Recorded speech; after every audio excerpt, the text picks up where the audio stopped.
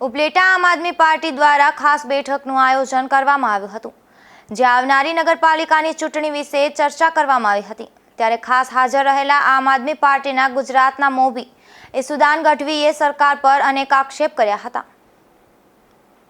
આજે ઉપલેટા ખાતે જે આગામી સ્થાનિક સ્વરાજ્યની ચૂંટણી આવી રહી છે, એમાં ઉપલેટા, ભાયાવદર અને ધોરાજી નગરપાલિકાના સંભવિત ઉમેદવારો, આગેવાનો, કાર્યકર્તાઓ સાથે આજે મિટિંગ કરી છે।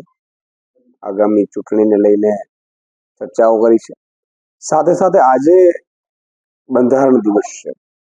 બાબા સાહેબ આંબેડકરે ભારતને અને એની આખી ટીમે બંધારણ બનાવીને ભારતને એક દેવો દેશ, લોકતંત્રનો, અત્યારે સૌથી મોટી લોકશાહી એ ભારતની છે અને બાબા સાહેબ આંબેડકર અને એમના સંવિધાનની ટીમને આભારી છે।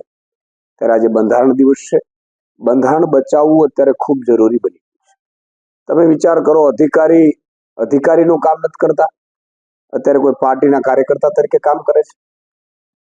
જે મુખ્યમંત્રી, પ્રધાનમંત્રી કે મંત્રીઓ જે શપથ લે છે બંધારણની, એ બંધારણની શપથ લે તો ખરા, પણ બંધારણનું પાલન નથી કરતા। પોતાના સગાવાલાઓને પેપર ફોડીને નોકરીઓ ચડાવે છે, બેરોજગારો યુવાનોની મજાક ઉડાડે છે, સાથે સાથે લૂંટ ચલાવે છે બેફામ ભ્રષ્ટાચાર કરીને।